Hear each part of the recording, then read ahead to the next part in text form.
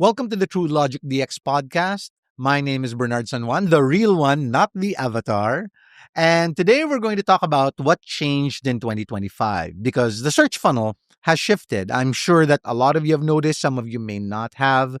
But for this episode, let's talk about AI and specifically AI in search. So I've got a couple of did you know facts here. Like, take for example, did you know that Google searches increase about 21% year on year? That roughly a third of the new searches are being conducted by Gen Zs. Uh, and yet, in spite of this, brand name searches have been seeing a drop by 2 to 3% annually, like even specifically against Filipino brands. Today, over 12% of Google service searches offer an AI overview in the results. And this can go as high as 84% for informational searches. So this means AI is intercepting the top funnel experiences of your potential customers with your brand. And there are some real world consequences that are tied to this, right? So this is what we're going to try to talk about in today's episode. Because with AI overviews, not websites controlling most users' first impressions and first experiences with your brand, what are the real consequences for businesses and for brands? How can brands make sure that being cited by AI actually still leads to engagement for them, their product, their service, and that it isn't just a complete loss of traffic for them? Also, with Gen Zs comprising a third of all new searches, with them having a tendency to do more nuanced queries, how should brands adapt their SEO and their AI optimization in order to achieve maximum relevance with the younger audience? And if AI overviews are filtering top funnel users, what change does it make to how we measure success for brand awareness? Today, I've got our SEO manager and resident glutacy endorser, Hello. Timo Uichico, and he's going to help us answer all of these questions and more in today's episode of the Truelogic DX podcast. So let's jump right into it. Let's begin with unskippable basics. And our basics are really just our fundamentals for AI optimization, right? Like technical fundamentals, content structure, ecosystems, multimodality. But in 2025, I think there have been a lot of changes. We heard in July, right? Mhm. Like where Google said, good SEO is good AI Yes. optimization, right? And what we've seen is, even though you and I are champions for, I would say, technically flawless websites, we do see technically flawless websites struggle in AI results. And even though this basic is covered, what do you think holds back some of these brands that are not performing in spite of technical superiority? So I think aside from getting your crawl and index and your Mhm. technical page speed, your user experience are all good and well. And they're the most, I would say, things that are easiest to measure in Right. terms of performance. Where it's not as I would say the content and the content ecosystem. So let's start with the content. Right now, a lot of people want direct answers. Mhm. And then the AI has Yeah. noted that where the marketized content, while beautifully written, may not exactly match what people are using. So right. if you look at it, a lot of SEOs right now, long form content for them is still key. But the important thing is how broken down that content is Right. with structured data, with headings, H1, H2, H3s, and how scannable is that? Right. So we're not expecting the user to read your entire 1,500 words. We're expecting the user to see a specific section that To be able to direct scan answers. through it and find the answer that they need, right? Uh, because I think one of the things that we've been when talking about is so correct, even though they're technically superior websites, are technically spot on, it's their content structure or their content quality that's sometimes the problem. Sometimes the problem might even be the authoritativeness of the Yes. content, right? Like the authorship of the Yes. content.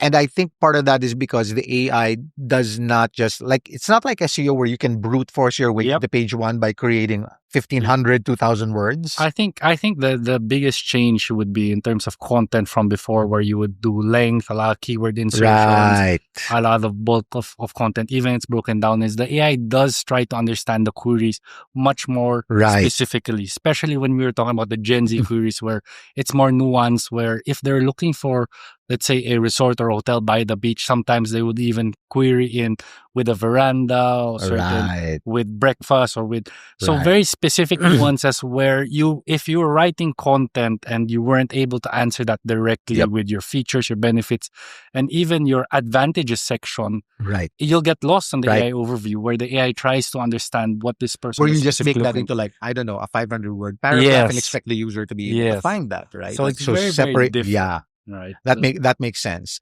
And then we do see some content outperform like some of our forecasts. And I think it is because those types of content, they go beyond satisfying SEO best practices. Uh, so in our experience, or at least from the campaigns that we've run where we see them make 750% gains in terms of their AI citations, their overviews, what are some of the best practices in content that you've seen? Okay, aside from that, there's what drives a lot of AI overviews is, especially for informational pages, like an FAQ type of answer box. I was thinking. And then even table form. So a lot of people, and table form that's done on an HTML format, right? Not just an image or a screenshot where you can have numbers and comparisons, right? So if you look at things that are being referenced by AI, they're often informational pages that would sort of answer maybe cost, maybe room sizes, so on different industries. Especially, I think when it comes to product comparisons, right? Like, and this is where third-party websites and not brands sometimes have an edge. Yes. Because third-party sites are not averse to mentioning brand A versus brand B versus brand C, whereas brands can't really do that. Like, they cannot speak to the virtues of their competitor, right? And the other thing that you would also notice in terms of the content, aside from the Q&A, the FAQ, the tables, is having your content formatted differently, right? Allowing, and something that we have championed, allowing interactions of downloadable PDFs, different content formats, a video, a podcast link on your page that allows Google to know that there is a lot of effort, right? I think the key term is effort done in this piece of content, right? It's not even the length anymore, or hasn't been for a while. But not even the percentage by which it's human generated, right? Like, Google really just cares about the content quality and our humans interacting with it. So those are, I think, the key. What we have seen is the ability for the user to interact with the page and the directness of answering the queries that they may have versus, you putting as much words in, as much keywords, as much paragraphs, even as much images, whether or not related or not, right? So those are the things that we would see if brands want to push their content on AI. It's not really more content per se, but a bigger quality. I was gonna say that, right? Because I think the next item I'm gonna bring about is, let's say, so if you're a challenger brand, where do you sit, right? Like, because I think if you're competing with a brand, let's say you have a recruitment startup, how do you compete with a job street who can hire an army of writers, and just create content to the wazoo? So how do challenger brands position themselves if they can't fight on content volume? Okay, so content quality is one. When we're looking at content quality, you want to find the niche that you want to be in. So you can't say, okay, I see Job Street is performing well, AI or traditional wise on these metrics. I want all of that. You have to choose where you can position yourselves in a niche. For example, if it's recruitment or if it's looking for specialized positions that maybe like Job Street cannot. Yes, developers, AI engineers, like that and kind of especially the newer markets that this AI boom is creating. When you have that, you're able to build your content quality on that specific topic and become an expert of that. It's sort of like the way we approach SEO, right? Like, where we tell people, don't meet a champion brand head on. Like, especially if you're a challenger, what you want to do is leverage something that they are overlooking, right? Like, so sort of like David versus Goliath, but you really want to find out what are Goliath's weaknesses first, right? Okay, so let's talk more about content structure, like how to create citable, readable, trusted content. So I think what we saw is that 2025's breakout brands were brands like Uniqlo, Shopee, Lazada, the Technical Institute of the Philippines, UP Diliman. These are guys that extremely outperform the market. Like, we're seeing their starting AI mentions and their starting AI performance multiply 16x in like 7 months. And these are not just keywords. These are clear answer first content, like the ones in UP Diliman, incredibly credible, like scientific papers, vetted by professors. And then we're seeing copycat pages get increasingly ignored. So, how does a brand or a business create AI citable content? And then is there a difference between AI citable and SEO optimized? Okay, so how let's answer your first question on how they would create AI citable content. I think for you to be cited in AI, like, and it's also true for our brand, Truelogic. If you notice, most of our AI cited content are around the SEO portion because that's how we started out, and that's sort of where we are gaining popularity or have been popular for a while. Or I think you could say, from the AI's perspective, digital marketing and SEO are sort of like the entities, the ideas that we are very invested in. Right? Okay, keep going. So when we're going for other brands and you're saying, okay, where do I position myself? It starts with when I create content, what idea, not what keyword, what idea do I want to be relevant in, and what entity do I say, this is the expert I'm in. Right. The important portion in terms of AI citable content is Google's AI will sort of ask you, is this person actually website credible? Right. Right. So you have to build that credibility by obviously talking about it to getting that published out there, and also authorship. And when we ran the math, right? Like when we ran the math, we saw the search interest for a brand, the search volume of a specific brand name, the mentions of the brand name have a tremendous impact on whether they are AI cited or not. And it's not even the number of pages. Actually, when we looked at our study, the number of pages you had published, right? Almost irrelevant. Yes. Yeah. So if I had 1,000 and then someone had 300, sometimes a 300, because they have high brand search volume and because their content is like what we said earlier, where the structure is followed, right? They're answering directly. They have multi-format, basically trying to answer the user's query in completeness and in different formats. And so it's not about comprehensiveness; it's about precision, right? Yes. Let's do a quick lightning round. Like, what are some of the outdated habits that Philippine brands need to drop right now? Like, as far as AI optimization is concerned. Well, I think for us, the most outdated ones is really volume is key, right? And let's face it, still works on search, right? But it doesn't really work on AI. So that's one. Two, and this is the quickest win, but for all even ourselves, where this is not having authors on your blogs, and that's amen. We are like we preach this. We preach this. That sometimes we are guilty. Yes, but I think take for example, the AI knows to value content. Like take for example, it sees what I post on LinkedIn, right? Like, and it sees where I contribute to other publications or where I might have been cited, and it knows that it's in the domain of digital marketing. And so if you author a piece of content and you say that you wrote that, it is more likely to give credibility to that. And this is also true for those clients that fall under the Your Money or Your Life websites, right? So e-commerce brands that are writing about it, right? Medical. My favorite one is I won't mention the brand name, but there's a Philippine dermatology chain. And it's a bunch of young dermatologists that are partners with each other, and they've got these chains of clinics.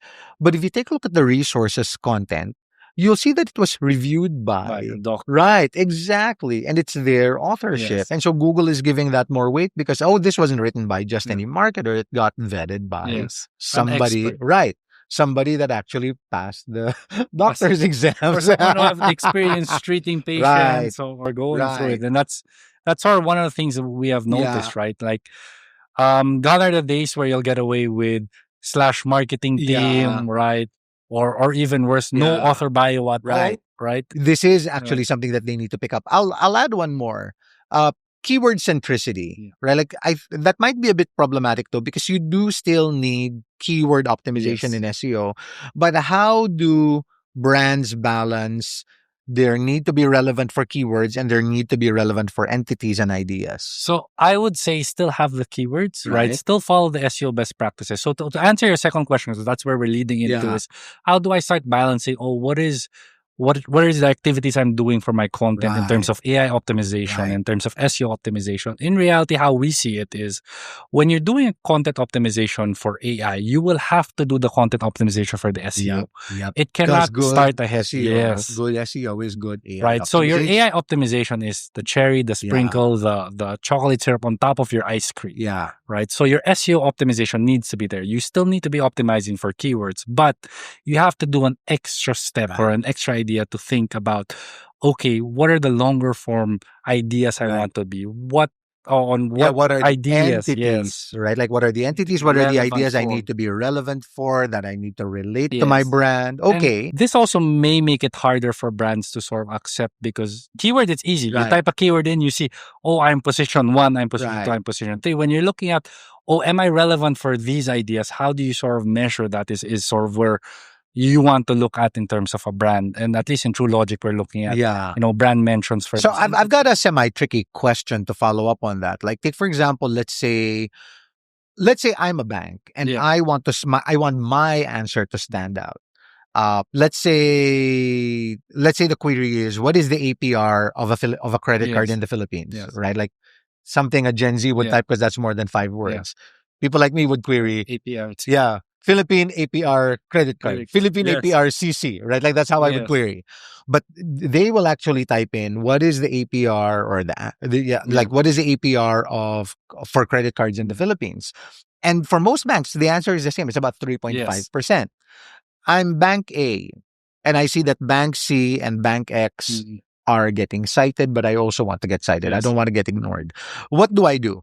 To improve my chances of being cited, my chances of being featured, or the AI training its data on my information and not my competitors' So information? that's great. No, what you have to do is, do you have that information readily indexed on your website? That's the first thing. Right. Because if not, then you're already starting behind the start line. Right. Or it probably is there. It's just not in any starring Yes. role, right? Like Right. it's not in a leading Yes. role. So if the user needs to be able, or even the search engine needs to be able to get into 4 or 5 clicks down the line to get to that Right. page, or is it worse, your terms and conditions, right? Right. And so what you want to do is to be able to answer that question directly on a URL that is front and center of your optimization. Right. That's one. To create the structure around it on that page, meaning you have to talk about other terms that are there and maybe an FAQ section. And the one thing that, Right. Like take for example, like why is it 3.5 yes, for yes, all banks, right? right? And then you have to understand, like, when the longer queries come in, there is a very specific answer they want to find, Right. right? And you have to position yourselves that with your content.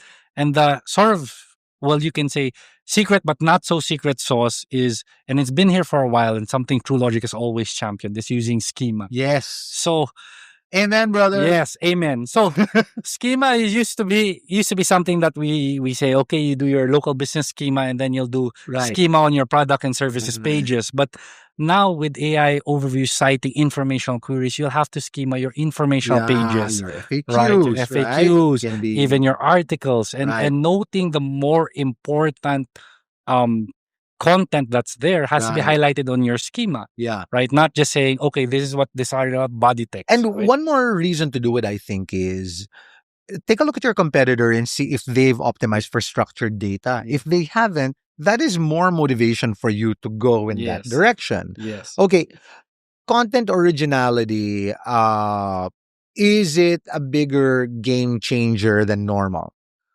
I would say not necessarily. I think clarity is the point. I tend to agree, right? Like like originality was a big deal. Like 2030s. like Panda. Yes. Right. Like I think that was when it was a big 2012. deal. Yes. Content duplication, everybody's just mass producing websites. But I think today it's less about the originality of the content as much as it is the precision of the Yes. content. The precision and I think the effort to be able to create the content. Like you can have an original content that's sort of text only, no images, no videos, that will not perform well. Even if the information you have there is really good. So if you have noticed and followed Google's sort of updates, whether or not in AI and traditional, they have been harping on the experience of the user on your website, right? Moving from page speed to web core vitals to page experience, right? And then even the AI. And they're getting better at that because I mean, when you follow a link for when somebody is cited in the overview, Google does not bring you to the page; it brings you to the section of the page that gives you a direct answer. Yes, which also could be attributed to how you structure your content. So if you notice, we're always going back to the content structure, not the content length, not necessarily your content information, but how you structure your content, meaning writing, different content formats, right? The user experience, right? Headers. I would even say going all the way to the readability stats, like how easy is it? How accessible is your content? How easy is it to understand your content? Yeah, the scannability, I think that also matters. But the AI is actually smart enough to not just value an entire page. Yeah. It is smart enough to identify sections of a page that might matter to a user. So it's not far off that you can rank for, let's say, business schools in the Philippines and then not rank for other business school variations on the AI overview. And that's the thing, right? Unlike keywords where it is that precise match in with entities, it is not a precise match. Like it is that entire idea. So if you want to be relevant for, let's say, tuition fees, then you might want to build up an idea for enrollment dates, comparisons versus everybody else, installment payments, even scholarships on where if X% have a reduction on tuition fees. Correct. You know, some universities have commitments on having X% of their population be on scholarships, right? Whether or not it's full or partial. And you do have to talk about that. Yes. And not as a downloadable PDF form to submit to the register to see if you qualify. Yeah, but I also think, I think sometimes either schools don't pay as much attention to that because it's not a moneymaker, right? Scholarships is you give it away for free. But I also think sometimes the champion of the scholarship just does not have the correct technical expertise to make that happen. And it's also such a waste because if you're looking at people who are looking for admission scholarships or people who are looking for even tuition fees, the common misconception is, they're about to enroll, but it could be from the start to see if they can even afford going to that college. So their dream school. And if not, what are my alternatives, right? So if someone was going to, let's say, the big three, LaSalle, Ateneo, or even Mapua, and they're saying, I'm coming from the province or I'm coming from here, what are my options to be able to get that, right? And that's something that you have this is also content that I think a lot of these institutions are missing, right? Like, because, and I experienced this in college, a good chunk of our class were not Metro Manila native. Like these are my classmates that stayed in dorms, that rented apartments together and whatnot. And it is rare that they go to Manila and know exactly how much their parents are in for, right? Like out of pocket. Like aside from tuition, their kid's gonna eat, they're gonna pay rent, they've got a cost of living there. But no academic institution talks about that. Granted that in my day, the internet is not like the internet of today. Also, if you look at it, even in the hybrid setup, most academic institutions will talk about that on their Facebook, but not on their website. Correct. And I get it's difficult operationally because you may have different courses with different requirements, right? But even having that information or guide or policy in place, all right, you find out on Facebook, right? You find out on their Facebook, like on a post. Although I have a feeling it's because there are more cooks in the kitchen on a website than there are on a Facebook page. Right, that is true. You tend to move faster on social media than you're on a website. Speaking of Facebook, let's talk about content ecosystems because this is something that we've been talking about. And I think it gets ignored a lot. Like, I think when a brand thinks about their AI performance and they think about AI overviews and they think about their web presence, most of the time they're thinking websites. Either that or they're thinking Facebook. But they're rarely thinking about all of them together, right? Like take, for example, in Truelogic's case, we've got Truelogic, which is an owned asset, Axadra, which is an owned asset because it's a sibling company. Truelogic Hong Kong, which is a sibling brand, right? Like we've got some publications which are owned assets. We have LinkedIn, we have YouTube, we have podcasts. We have leased assets, which are Spotify, LinkedIn, YouTube, Facebook. I don't think we have Instagram. I could be wrong, but we have Bernard's X account. TikTok, I think we do now. Yes. Right? Like yes, I think we for the short. But it's never me. Okay. Oh, it might be me if it's the shorts. Okay. But anyway. It is you. So we've got the leased assets.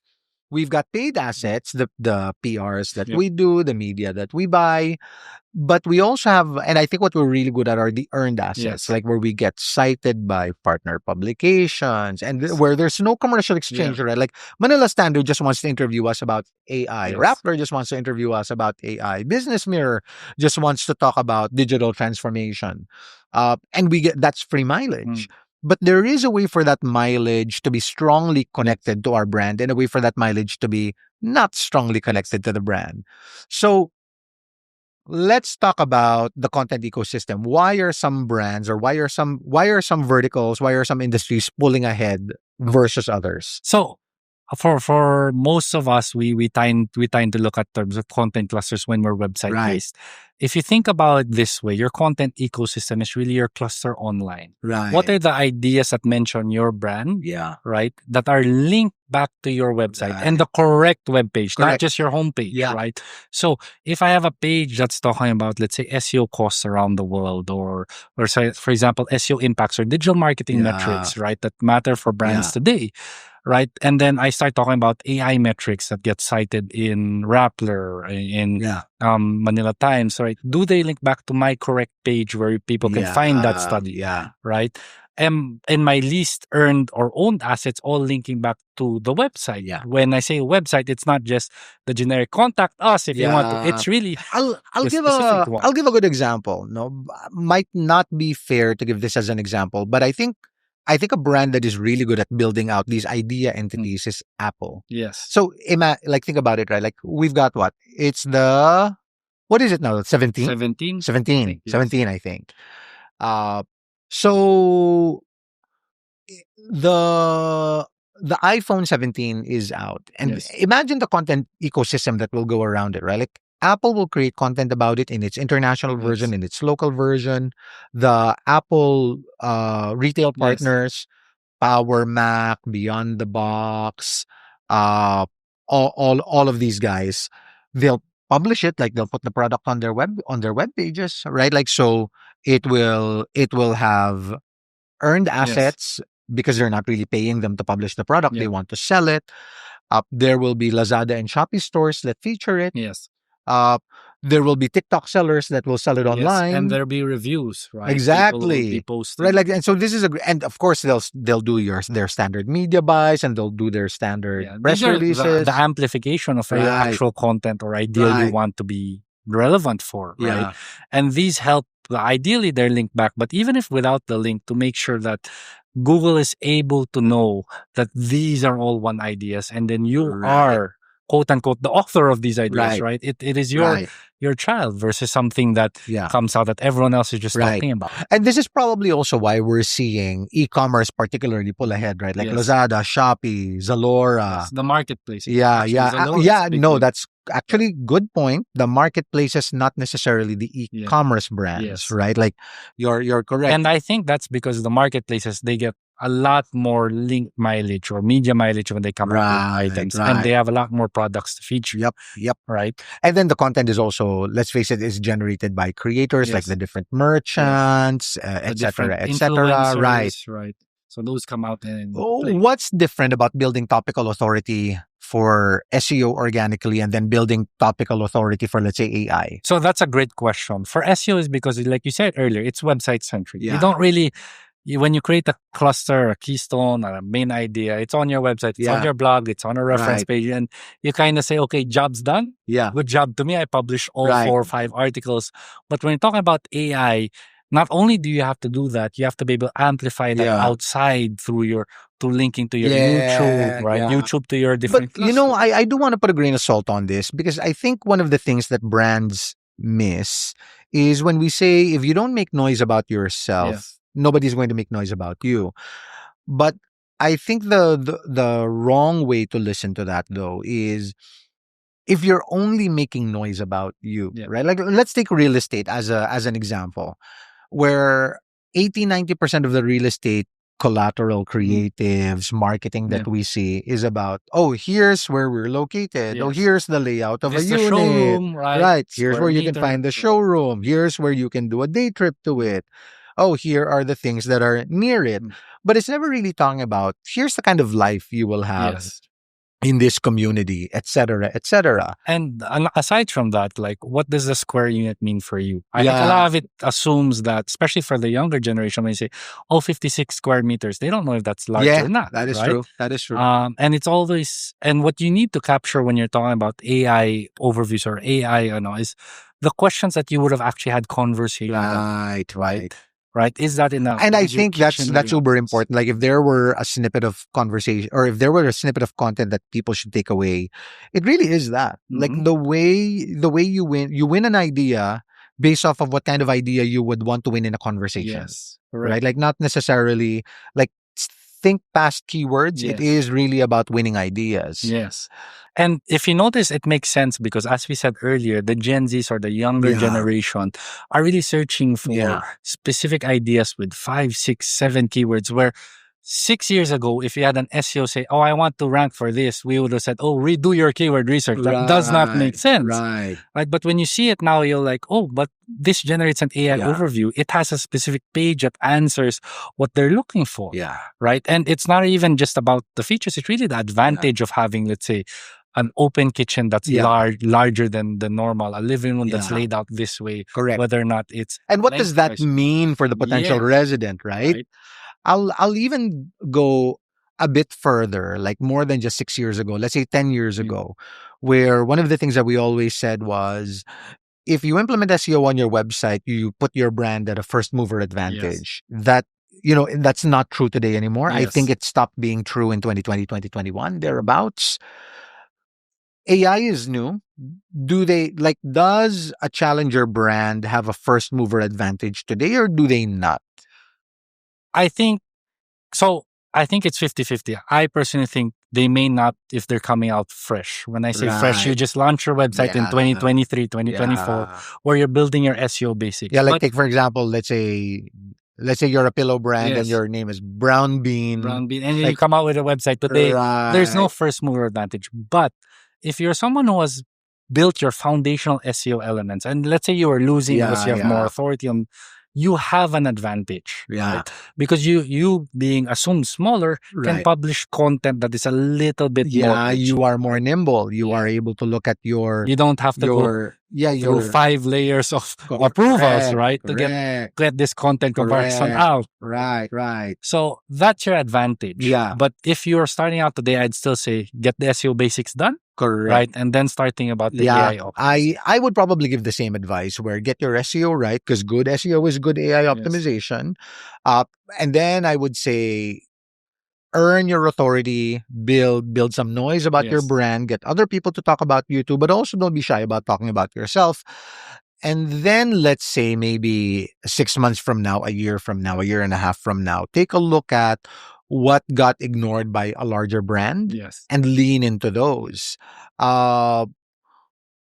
Is there a minimum viable content ecosystem? So the answer is we don't know. Yeah. Right. It's new. We have our certain own opinions when we're looking at 3 or 4 link assets because it have worked. But the more competitive the space is, the harder it is for you. Right. So and I know our brands will probably hate this, but as an SEO, I would say it depends. Yeah. Right. Our usual escape. Yeah. But I mean, it is true, right? Yes. Like it does depend. Like if your brand is already inherently strong, if your website's been up for over a decade, it is actually easier for you to win because you've probably got uber relevant pages and the AI search at least is grounded in the index. And the AI search is something that's something that is to stay, right? They have an AI mode on Google where everything is an AI generated page. They have the AI overviews. Google has invested heavily on their LLMs, Gemini. Right. So those are items where you just cannot ignore as a brand, whether you're big or small. I did also, because we're on the topic of AI, I did also want to dispel the idea, no, Google does not penalize AI generated content. They don't care about the generation of the content. They care about the quality of the content. Yes, the quality and the effort you put in. Yeah. So to wrap this up, what are the top 1 to 2 things brands, challenger or otherwise, ought to be doing right now to improve their chances of performing better in an AI powered search world? So perfect. I think first brands need to identify what ideas or entities they want to be in. Yes, right? That's really good. And then based on that, second is your content structure, right? Yeah, because it's the easiest one in your Yes. control. Yes, it like, and when I talk about content structure, that includes yung author items, yung Yes. H2s, yung H3s, yung different formats. Yes. And it's something that you Breaking apart the have, content, right? the making it Table of scannable, content, correct. right? So all of those are something that you inherently already have and do. Right. And the last thing I would say is schema. Schema is one of the things that is becoming heavily underrated. Yeah. And the way I like my analogy for schema is always like a stage play, right? Like you're watching a stage play. You want to know what to pay attention to? Take a look at where the spotlight is aiming. Correct. And schema is a spotlight on your content. And if there's one takeaway I think brands need to understand is, since the AI overviews is here to stay, you have to be ready for it. So, and I think we had a lot of conversations where brands, they're still used to, okay, there's a rich snippet where you're one. Right. Take note, the AI overview has all your competitors. Yep. Can you afford not to be there? Agreed. Right? When someone searches for, best fashion brands in the Philippines, you wouldn't get a list of articles, you'll get an AI overview. Yeah. And if you're not mentioned, they might not even scroll. This is great food for thought and a great piece of advice. Well, guys, you heard it first from our SEO manager and glutacy model. So I want to thank Timo for joining me on the podcast, on this episode of the Truelogic DX podcast. We are on social media. If there is a topic you want us to explore, a guest you'd like for us to sit down with, Timo and I can even tag team the next guest. Let us know. We do listen and we will respond. These episodes are powered by our friends at Pod Machine and are produced by our marketing team, who I want to say thanks to. We will see you on the next episode. Yes, thank you very much. Thank you. Cheers. Thanks for tuning in to the Truelogic DX podcast, an audio production show for people who want to take their digital marketing game to the next level. Truelogic DX is powered by Pod Machine. If you enjoyed today's episode, follow at Truelogic on Facebook, LinkedIn, and YouTube. Check out our website at www.truelogic.com.ph for more information on digital marketing. And make sure to catch our upcoming episodes on your favorite podcast network. Until next time,